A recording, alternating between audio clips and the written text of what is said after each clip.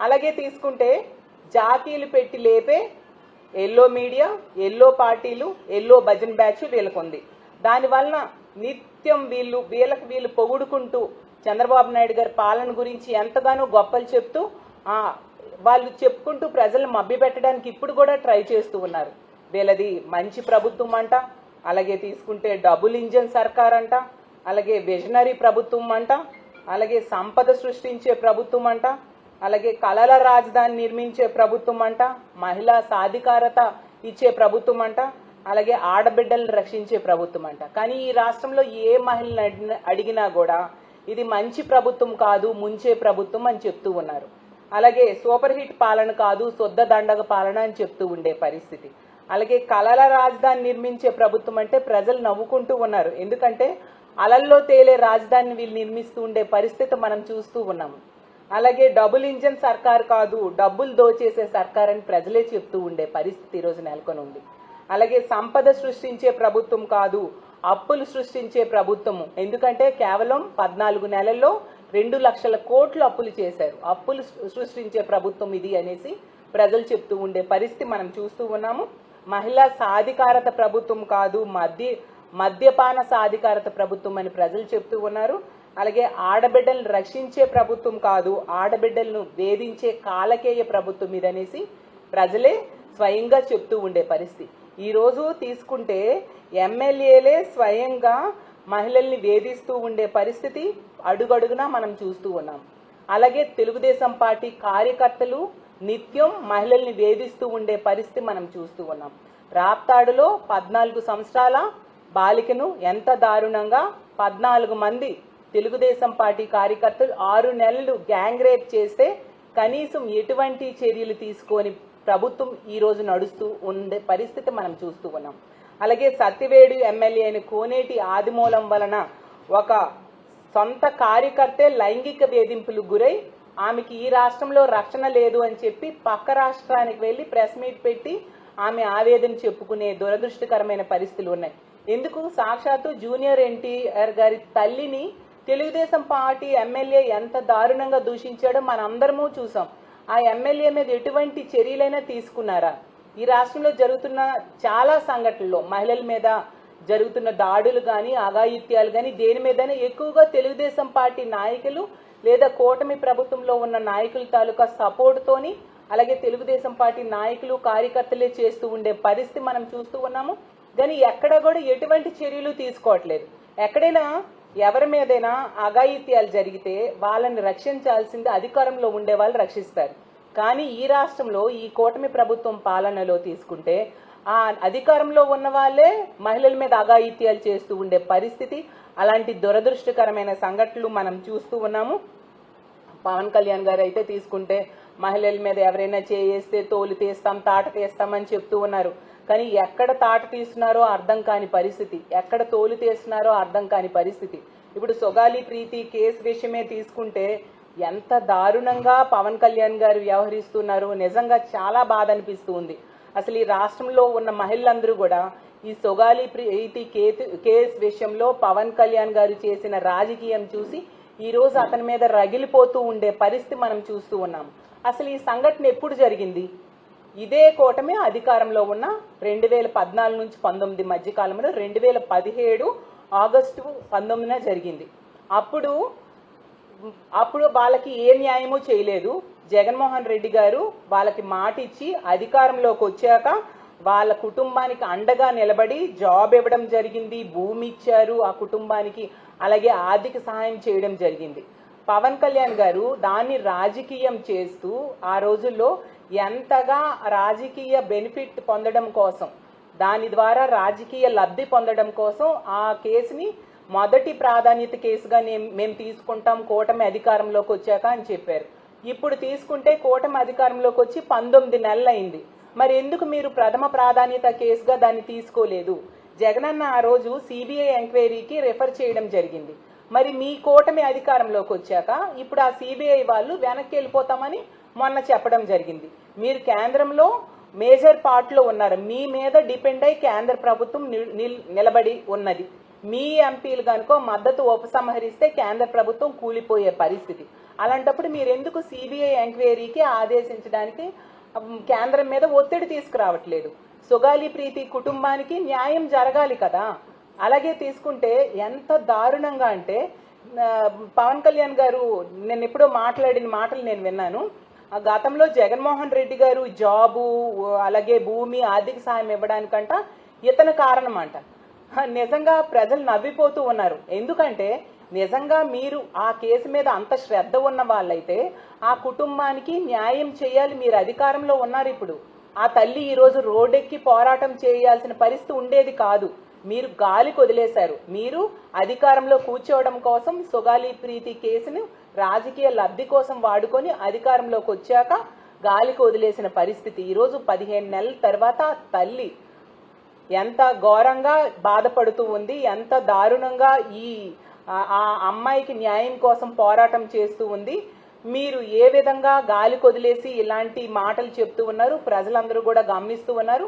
మేము ఒకటే డిమాండ్ చేస్తున్నాం, నిజంగా మీకు చిత్తశుద్ధి ఉంటే సిబిఐ ఎంక్వైరీ మీ ఆధీనంలో ఉన్న కేంద్రం, మీ కూటమిలో ఉన్న కేంద్ర ప్రభుత్వం కాబట్టి సిబిఐ ఎంక్వైరీకి వెంటనే వేసేట్టుగా చేయాలి. లేదా తల్లి కోరుకున్నట్టుగా సిబిఐ ఎంక్వైరీ లేదా సిట్ విచారణ వెంటనే జరిపించాల్సిన అవసరం మీ మీద ఉందని తెలియజేస్తూ ఉన్నాను. అలాగే తీసుకుంటే మీరు నిన్న మాట్లాడుతూ పవన్ కళ్యాణ్ గారు చెప్పారు, ఖైదీలే వాళ్ళ తాలూకా సాక్ష్యాలేమో తారుమారు చేసేశారని. మరి మీరే కదా అధికారంలో ఉన్నారు. సాక్ష్యాలు తారుమారు చేసిస్తే ఎందుకు తారుమారు జరిగింది, ఎవరు చేశారు, దాని మీద ఎంక్వైరీ చేసి నిజాలు బయటికి తీయాలి కదా. ఎవరు తప్పు చేశారో వాళ్ళని కనిపెట్టి శిక్షించాల్సిన బాధ్యత, అధికారం మీ మీద ఉన్నాయి కదా. మీరు అవేమీ చేయకుండా ఎంతసేపు రాజకీయాలే మాట్లాడడం, రాజకీయ లబ్ధి పొందడానికే చూడడం ఎంతవరకు సమంజసమని తెలియజేస్తూ ఉన్నాను. ఎప్పటికైనా ఆ సుగాలి ప్రీతి తల్లికి మీరు అపాయింట్మెంట్ ఇవ్వండి. మీరు అంతగా ఉపయోగించుకున్నారు ఆ కేసుని. మీరు అధికారంలోకి వచ్చాక 15 నెలలైనా కూడా ఆ వికలాంగురాలైన తల్లి మీ అపాయింట్మెంట్ కోరుతుంటే కనీసం ఈ అపాయింట్మెంట్ ఇవ్వలేదంటే ఆ కేసు విషయంలో మీకు ఎంత చిత్తశుద్ధి ఉందో రాష్ట్ర ప్రజలందరికీ కూడా అర్థమవుతూ ఉంది. కాబట్టి తక్షణమే తల్లికి అపాయింట్మెంట్ ఇవ్వాలి. అలాగే ఆ బిడ్డ సుగాలి ప్రీతికి న్యాయం జరిగేట్టుగా సిబిఐ ఎంక్వైరీకి మీరు రెఫర్ చేయాల్సిన అవసరం ఉంది. తప్పు చేసిన వాళ్ళకి కఠినంగా శిక్షించాల్సిన అవసరం ఉందని కూడా తెలియజేస్తూ ఉన్నాను.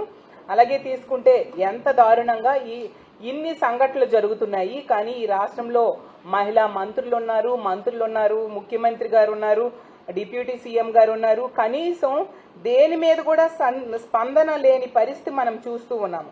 ఎందుకంటే ముఖ్యంగా మహిళా మంత్రులు, 3 మహిళా మంత్రులు ఉన్నారు, అనిత గారు, సవిత గారు, సంధ్యారాణి గారు. ఈ రాష్ట్రంలో మహిళల మీద ఇన్ని అఘాయిత్యాలు జరుగుతున్నా వాళ్ళు స్పందించరు.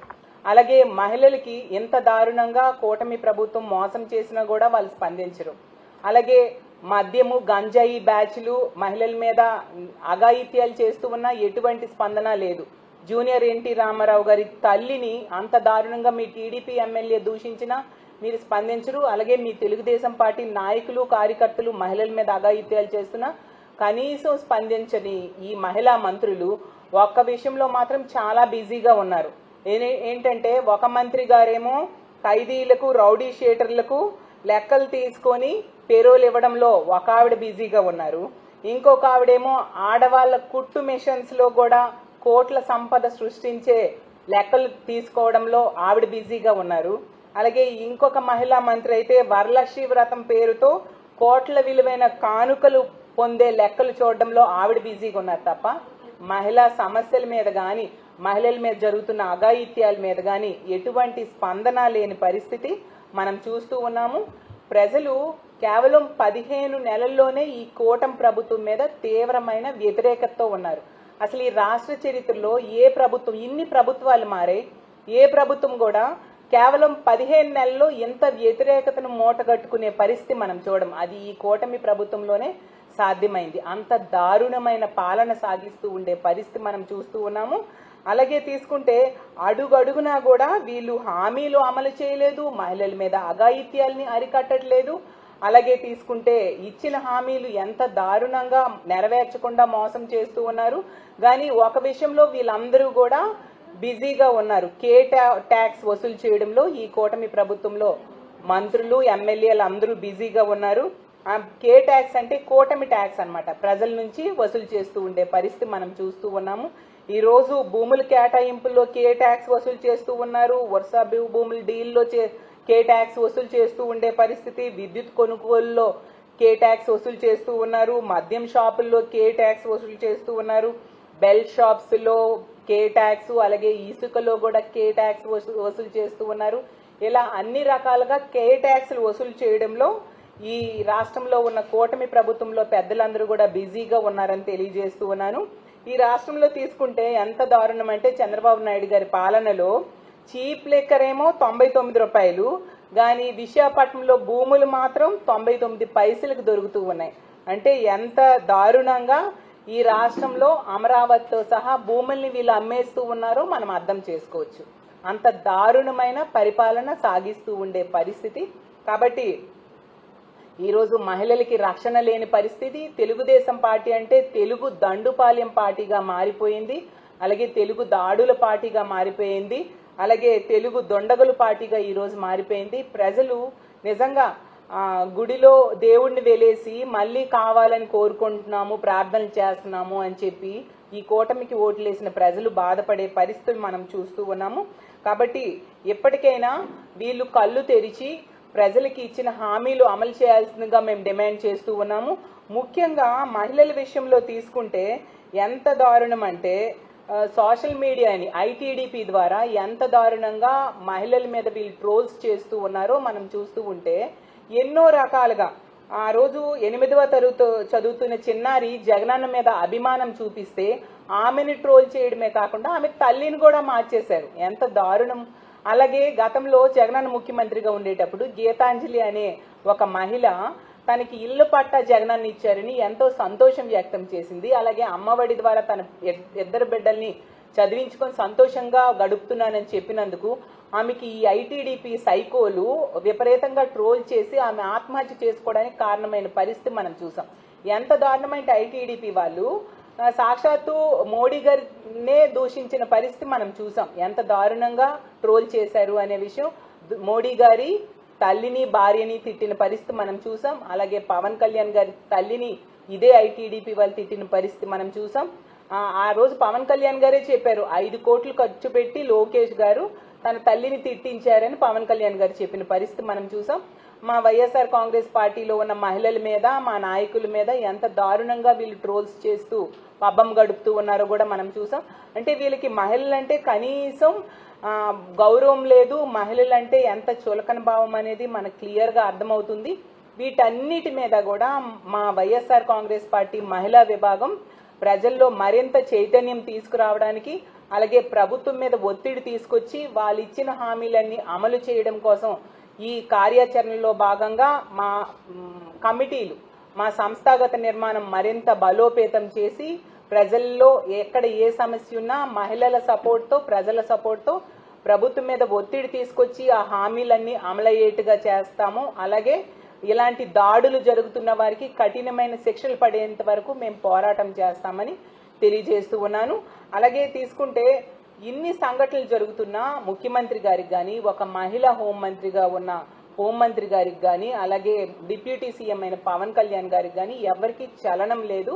కాబట్టి మా మహిళా విభాగం ప్రతి దగ్గర కూడా జగనన్న పాలనలో ఎంతో చక్కగా మహిళల ఆర్థికంగా, రాజకీయంగా, సామాజికంగా ఉన్నత స్థానంలో ఉండడానికి జగన్మోహన్ రెడ్డి గారు కృషి చేశారు. కాబట్టి అలాంటి మహిళా పక్షపాత ముఖ్యమంత్రిని మళ్ళీ ముఖ్యమంత్రి చేసుకోవడానికి నడుం బిగించాల్సిన సమయం ఆసన్నమైంది. కాబట్టి మేమందరం కూడా దాని మీద పోరాటం చేసి రానున్న రోజుల్లో జగనన్నను మళ్ళీ ముఖ్యమంత్రిని చేసుకుంటాము, ఒక మహిళా పక్షపాత ప్రభుత్వాన్ని మళ్ళీ తెచ్చుకుంటామని తెలియజేస్తూ సెలవు తీసుకుంటాం.